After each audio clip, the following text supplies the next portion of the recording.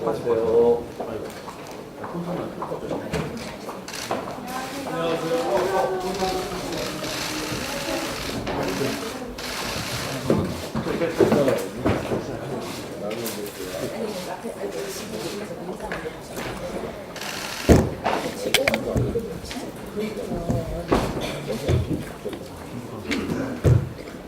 예, 바른미래당 제44차 원내대책회의를 개의하도록 하겠습니다.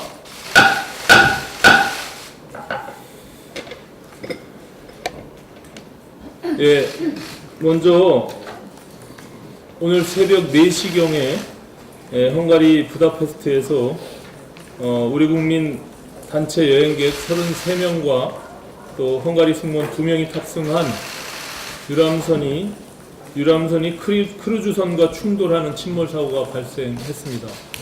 이 과정에서 우리 국민 7명이 구조되었고 또 실종자 19명에 대한 구조 작업이 진행 중이며 사망자가 7명인 것으로 확인되고 있다고 합니다.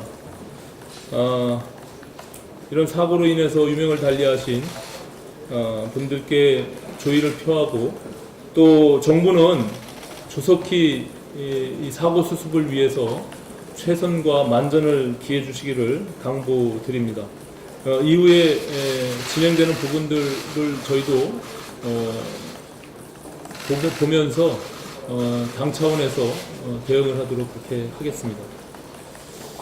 어제 문재인 대통령이 외교부 기밀 유출 사건과 관련해서 제1야당을 향해 작심 발언을 쏟아냈습니다. 문재인 대통령은 외교 기밀이 유출되고 이를 정쟁의 소재로 이용하는 불미스러운 일이 일어났다. 그러면서 당리당략을 국익과 국가안보에 앞세우는 정치가 아니라 상식에 기초하는 정치여야 한다고 자유한국당의 유감을 표명했습니다. 말이야 정말 바른 말입니다. 국가안보에 직결되는 한미 정상 간 통화 내역을 현직 외교관이 밖으로 유출하고 정치권이 이를 악용하는 것은 국익을 심각하게 해치는 결코 용납돼서는 안 될 일입니다. 그래서 바른미래당은 사건 초기부터 엄정한 수사와 관련자 전원에 대해 응분의 책임을 물어줄 것을 주문해 왔습니다. 하지만 어제 문재인 대통령의 발언은 순서가 잘못됐습니다.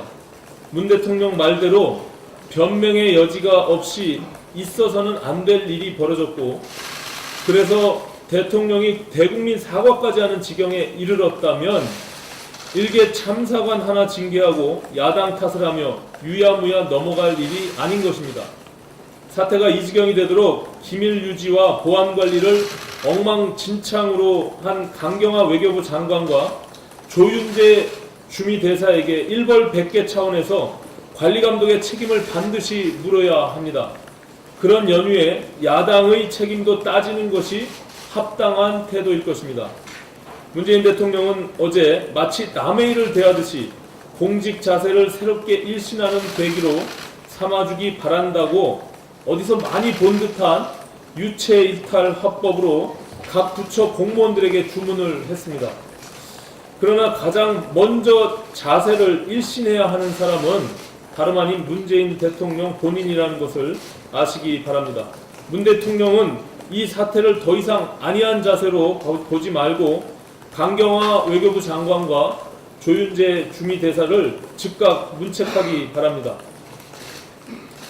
그렇지 않아도 경제가 어려운 가운데 미중 무역 분쟁으로 대외 여건마저 악화일보 직전에 있습니다. 생활물가 인상과 가처분 소득 감소로 국내 소비자의 소비 심리까지 얼어붙고 있어서 하반기 경제 전망이 갈수록 나빠지고 있습니다.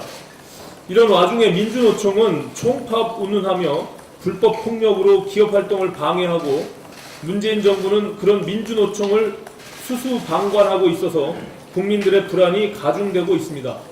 어제 하태경 의원님께서 지적한 바가 있지만 현대중공업의 대우해양조선 인수를 위한 법인 분할과 관련해서 연일 불법 시위로 폭력을 휘두르던 민주노총 소속 조합원들이 아예 주주총회를 무산시키겠다며 주총장을 불법 점거하고 나섰습니다.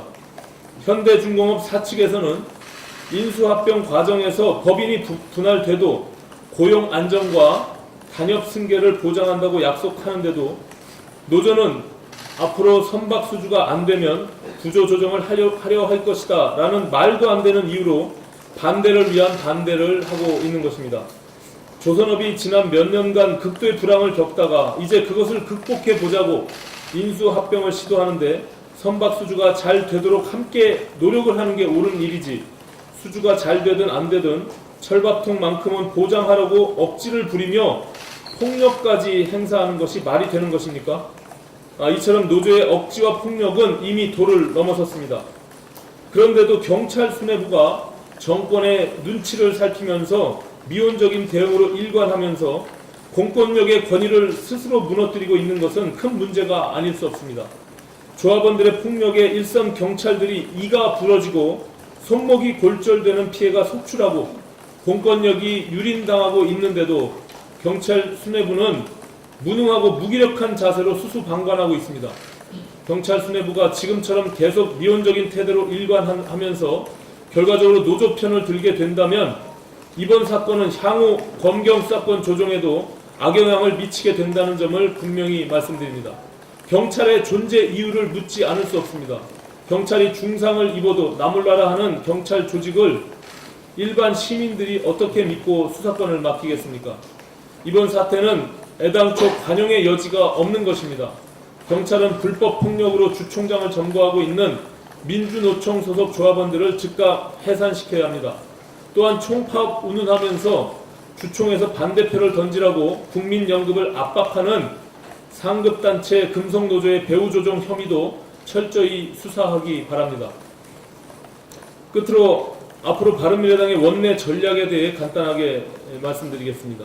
문재인 정부의 경제정책은 대실패가 확인됐습니다. 그런데도 경제가 잘 되고 있다고 딴소리만 하고 있는 문재인 대통령의 태도를 보면 현 정부 임기 내에 경제가 나아질 가능성은 희박합니다. 얼마 전 우리 모두를 안타깝게 했던 의정부 일가족 자살 사건은 앞으로 펼쳐질 상황들에 대한 예고편입니다. 그런데 이 와중에 제1야당은 국회를 내팽개치고 밖으로 돌면서 자신들도 민망했는지 장애투쟁 대신 경제투쟁을 벌여서 경제를 살리겠다는 코미디 같은 소리를 하고 있습니다. 노조도 아니고 투쟁을 하면서 경제를 어떻게 살린다는 것입니까? 경제는 이 경제 입법과 합리적인 재정 대책으로 살리는 것입니다. 정부 여당이 제1야당의 정치 공방으로 날을 세우는 동안 바른미래당은 유능한 경제정당, 합리적인 대안정당으로서 경제 문제에 집중하도록 하겠습니다. 3당 가운데 우리 당의 경제 전문가가 가장 많습니다. 장관으로, 그리고 청와대에서 국정운영에 참여해 본 분들도 계시고 실물 경제를 다뤄본 분들도 계십니다. 앞으로 원내 지도부가 중심이 되어 당내 자원을 총동원해서 경제를 살리는 당으로서 바른미래당의 존재 가치를 증명해내고 총선 전망을 창출해 내겠습니다. 지켜봐 주시기 바랍니다. 감사합니다. 정책위 의장 최입입니다. 스위스 국제경영개발원 IMD 보고서에 따르면 한국의 올해 국가 경쟁력 순위가 63개국 중 28위에 그쳤습니다. 아시아 국가 중에서는 말레이시아와 태국도 우리보다 앞섰습니다. IMD가 분석한 우리나라 국가 경쟁력의 하락 원인은 경제 성장률, 수출 투자 등 주요 경제 지표가 부진하고 노동시장 개방, 규제 개혁 등에서 낙세를 받았기 때문입니다. 특히 무리한 재정 투입으로 정부 부채가 증가하고 기업 관련 규제가 늘었다는 것 또한 주된 원인으로 확인되었습니다. IMD 보고서의 요지는 문재인 정부의 경제정책 실패가 국가 경쟁력을 하락시켰다는 것이고 경쟁력 강화를 위해서는 개혁이 필요하다는 것입니다. 이는 지난 3년간 바른미래당이 정부에 지속적으로 요구해온 한국 경제 구조개혁 과제인 재벌개혁, 노동개혁, 규제개혁, 공공개혁이 필요하다는 주장과 일맥상통합니다. 문재인 정부는 IMD 보고서를 꼼꼼히 읽어 경제 실패가 아니라 성공으로 가고 있다는 잘못된 상황 인식을 버리고 지난 2년간 정부가 추진해온 경제 정책에 대한 전반적이고 객관적인 점검을 통해서 한국경제 구조개혁을 통한 국가 경쟁력 제고 방안을 마련해 주시길 바랍니다. 어제 검찰 과거사위 관련돼 말씀을 드리겠습니다. 법무부 산하 검찰 과거사위원회가 김학의 사건과 관련하여 윤중천 씨와 전직 검찰 고위 간부들과의 유착 의혹을 수사할 것을 검찰에 촉구하며 최종 심의 결과를 발표했습니다. 과거사위의 조사 결과는 매우 참담합니다. 정의와 인권의 수호자인 검찰은 온데간데 없고 오직 검찰 조직을 위한 검찰 이익 수호자였다는 것이 드러났습니다. 이는 우리가 검찰 개혁을 왜 해야만 하는지 그 당위성을 다시 한번 확인시켜준 것입니다. 국회는 조속히 검경 수사권 조정과 공수처 설치를 위한 논의를 시작해야 합니다. 그리고 김학의 전 차관 사건에 대한 검찰의 부실 수사가 드러났습니다. 김학의 수사단은 이제라도 성역 없는 조사를 통해 바로 잡아야 할 것입니다. 특히 김학의 전 법무부 차관의 사건 무마를 위한 당시 청와대 외압 의혹 여부, 그리고 법무부 검찰 사건 은폐 외역 의혹 등의 부실 수사와 무혐의 처분 등에 대한 사건에 대하여 철저하고 성역 없는 수사를 통해 그 실체적 진실을 밝혀야 할 것입니다. 그렇지 않다면 이는 검찰을 향한 칼날이 될 것이라는 점 명심하시기 바랍니다. 마무리로 하나 더 말씀드리겠습니다. 오늘로 20대 국회 임기가 딱 1년 남았습니다. 경제는 점점 어려워지고 국회에 쌓인 민생 법안 또한 많습니다. 그런데 국회는 패스트트랙 정국과 한미 정상 통화 내용 유출 사태 등으로 공전 사태입니다. 해야 할 일은 많은데 거대 기득권 양당의 기싸움으로 국회가 제대로 일을 못하고 있습니다. 두 당의 고래싸움에 국민들의 새우등이 터질 지경입니다. 더불어민주당과 자유한국당 동의의원 여러분들, 이제 정쟁 그만두시고 국회로 돌아와 우리의 할 일을 같이 했으면 합니다. 저도 남은 1년의 임기 동안 지금껏 해왔던 것처럼 국민만 바라보고 최선을 다해 일하겠습니다. 이상입니다. 정보위는 예.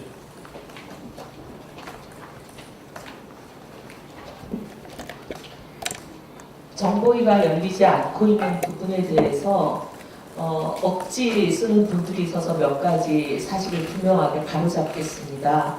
첫 번째, 자한당에서 하시는 말씀이 민주당 원내대표가 합의하지 않기 때문에 열리지 않는 것이다. 그래서 민주당 탓이다. 이런 말씀을 하신다는데 이거는 분명히 잘못된 얘기입니다. 민주당 원내대표의 합의 필요 없습니다. 정보위 소집에는. 국회법 52조 2항에 분명히 나와 있습니다. 위원장이 필요하다고 인정한 때 열게 돼 있습니다. 그래서 위원장 직권으로 정보위 소집도 하고 그 다음에 국정원장도 부를 수 있습니다. 그래서 위원장 직권으로 부르려고 했던 것입니다. 민주당 원내대표가 반대하든 안 하든 위원장 직권으로 부를 수 있는 법적 권한이 있었기 때문에 부르겠다고 했던 거고, 그래서 국정원과 시간도 맞췄던 거고, 국정원은 당시에 수요일은 오전이든 오후든 언제든 자기들이 시간을 맞추겠다라고 해서 10시로 저희들이 개회 통보를 했던 겁니다. 하지만 중간에 자한당의 입장을 바꿔서 자기들이 반대한다. 정보위 소집을 열지 못하게 통보를 했기 때문에 이것이 무산이 됐던 겁니다. 그 부분을 분명히 짚겠습니다. 그 다음에 두 번째, 정보위는 열지 못하게 하면서 이건 정보위에서 다룰 사안이 아니라 당에서 다룰 사안이다. 이런 어이없는 억지 주장을 하고 있습니다. 첫째, 그 논거를 보면 국정원법 구조를 위반한 국정원장이기 때문에 이것은 정보위에서 다룰 사안이 아니다. 아마 이 말을 이해하는 사람 아무도 없을 겁니다. 국회는 소속 기관장이 해서 안 될 일을 했을 때 다루라고 있는 곳이 국회입니다. 지난번 국정원 댓글 사건 여러분 다 기억하실 겁니다. 당연히 국정원법 구조, 지금 자한당이 들이미는 그 구조를 어겼을 때 국정원 댓글 사건 정보위에서 다뤘습니다. 그리고 문체부 장관이 해서 안 될 일, 블랙리스트 만들었을 때 본방위에서 다뤘습니다. 그래서 국회에서 하는 그런 모든 국정조사나 청문회나 그리고 심지어 정규적으로 열리는 국감 등등이 모두 소속 기관장이 해서 안 될 일을 했을 때 1차적으로 국회에서 다루는 겁니다. 그럼 국회를 국회에서 국회의 본연의 업무를 하지 못하도록 방해하면서 당에서 하겠다? 이것은 억지 중의 억지입니다. 이 점을 분명히 짚어주십시오.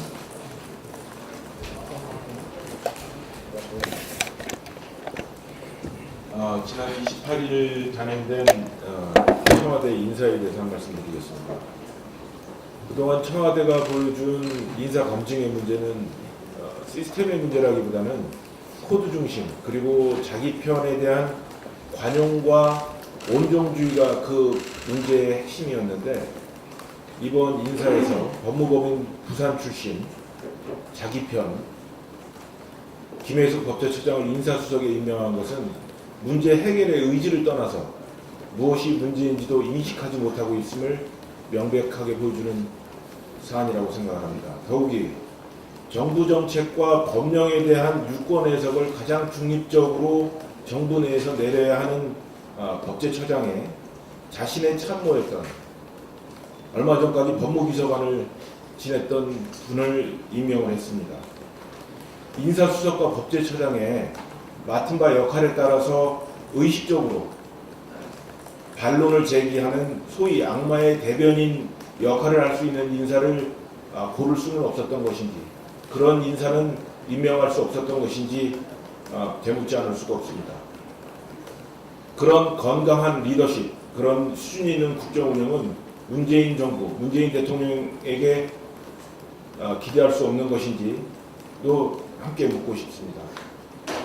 정권 출범 이후 내내 해오던 대로 정권의 코드와 내부 논리에 순응하는 이런 식의 인사로는 정권 출범부터 끊임없이 제기되어 왔던 인사의 본질적인 문제를 해결할 수는 없을 것입니다.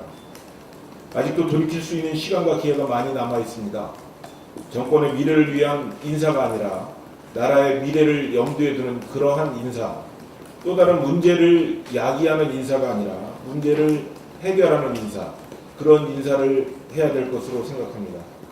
대통령과 이 정부의 깊이 있는 자기 성찰과 반성을 기다려보겠습니다. 이상입니다.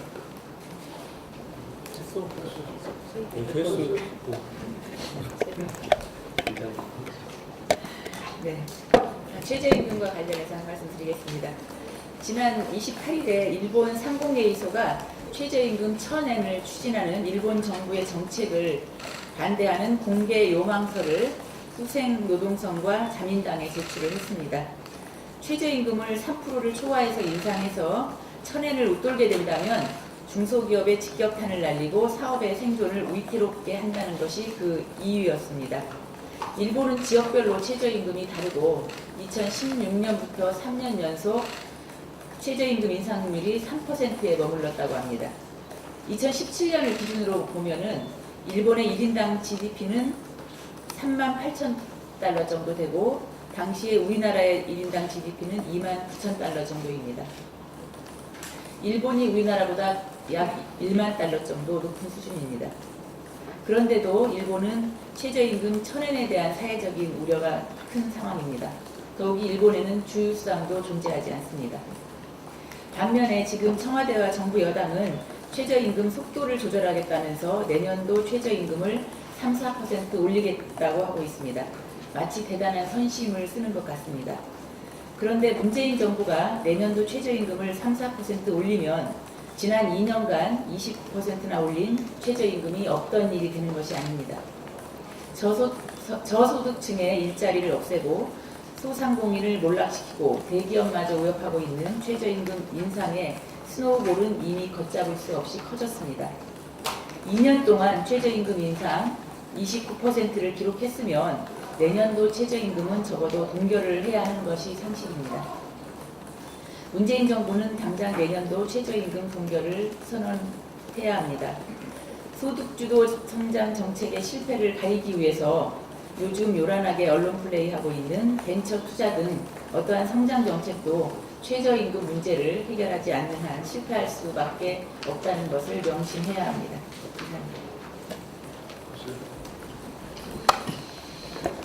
네, 정부의 무능인가 임금안 행상에 대해서 말씀드리겠습니다. 외교관이 야당 의원 간에 통해서 한미 정상의 통화 내용을 유출한 사건을 두고 야당은 물론 여당 내까지도 네임더 현상으로 보는 시각이 적지 않은 것 같습니다. 문재인 대통령 임기가 절반도 넘기지 않았고 지지율이 40%로 떨고 있는데도 관료들의 기강회의가 임기말 수준에 달하고 있다는 평가입니다. 김태우 청와대 민정수석실 전 수사관, 신재민 전 기획재정부 사무관 등의 통일부와 외교부의 연인 의전 외교 결례 등에 따른 이번 한미 간의 통화 내용 공개를 단순 사건으로 보기는 어렵다는 것. 문재인 정부의 공직기관이나 인사 시스템을 지적하는 목소리도 적지 않습니다. 공직사회 내에서 인사나 공직기관 시스템의 불만이 매우 높다고 합니다. 지난 10일 관료들의 말을 들어서 꼭 정권 4년차 같다는 김수현 청와대 정치실장의 말이 관료들의 현주소를 정확하게 본 분석이라는 평가도 있습니다. 문재인 정부가 추진해온 적폐청산의 일환으로 지목된 블랙리스트, 화이트리스트 논쟁이 관료들의 운신의 폭을 크게 좁히면서 복지부동으로 이어간다는 얘기도 나옵니다. 적극적인 행정행위가 집권남용으로 해석될 여지에 민감하게 반응하며 이의를 만들지 않는 게 낫다는 게 공직자들 사이에서 평평이 됐다는 말입니다. 뒤늦게 청와대 인사속을 교체했습니다마는 친문, 회전문 인사입니다. 환영할 만한 인사는 아니라는 편입니다. 또한 검찰 개혁에 대한 검찰의 집단적 반발 역시 허투루 보이기 어렵다고도 합니다. 최근 검찰 개혁과 관련해 검찰이 청와대뿐만 아니라 입법부에 대해서 공개하는 것을 두고도 여당은 기득권의 반발과 함께 행정부의 좋을 실패를 보고 있습니다. 분명한 것은 대통령의 검경개혁 정책에 대한 검찰의 도전이라는 점입니다. 최근 총선 승리를 위해서 여당에서 대선 후보들이 앞다투어 수면 위로 올려놓고 있는 것은 대통령의 힘을 뺄 수도 있다는 얘기도 나옵니다. 여권 스스로 내임덕을 자처하고 있다는 것입니다. 공직기강의 추락, 검찰의 조직적 반발, 취약의 서민 생활 경제, 정치 권력의 누수 현상, 이 모든 것의 피해 당사자는 대통령과 정부 여당뿐만 아니라 바로 국민들이기 때문입니다. 대통령과 정부 여당은 패권주의, 순월주의에 위한 총선 승리, 정권 재창출만 매몰되어 있지 말고 국가를 통치할 것이 그렇게 국가를 통치할 것이 아니라 국민과 국가 백년 대결을 위한 화합의 정치, 야당을 국정 파트너로 인정하고 경청하는 정치를 펼칠 수 있도록 정부 여당 운영 시스템을 전면적으로 정비하여 신기일전을 주고합니다. 엊그제 단행한 청와대 인사는 사실 굉장히 충격적입니다. 아시다시피 김영현 법무비서관이 비서관으로 갈 때도 굉장히 큰 논란이 있지 않았습니까? 현직 판사가 이틀 만에 옷 벗고 청와대 법무비서관으로 간 굉장히 이례적인 일이 있어서 정치권에서 그 부분에 대한 강한 문제제기가 있었고, 또 김혜수 법제처장도 법무부인 부산에서 문재인 대통령과 함께 오랜 인연을 맺고 왔던 그 공정성을 가져야 되는 법제처장의 자리로 옮겨간, 그리고 저도 법사위원으로서 같이 경험을 했지만 그 역량과 자질이 다소 의심스러운 부분들이 끊임없이 상임위에서 논란이 있었습니다. 그런 분을 인사수석으로, 또 김영현 법무비서관을 법제처장으로, 또 김여겸 법무비서관의 빈자리를 또 다른 현직 부장판사 3개월 만에 자리로 옮겨가는 이런 인사를 어떻게 상상하고 만들었는지가 정말 이해할 수가 없습니다. 지금 우리 바른미래당은 문재인 정부 인사 참사와 관련해서 특히 공공기관 낙하산 인사, 캠코더 인사와 관련해서 백서를 발간했고 끊임없이 문제 제기를 했습니다. 현재 공공기관 낙하산 금지 법안도 제출되어 있는 상태입니다. 국회가 정상화되면 이 부분에 대해서도 조속히 법안이 통과될 수 있도록 온 힘을 기울이도록 그렇게 하겠습니다. 더 이상 발언하실 의원님들 안 계시면 비공개로 회의를 계속 진행하도록 하겠습니다. 언론인 여러분 협조해 주시기 바랍니다.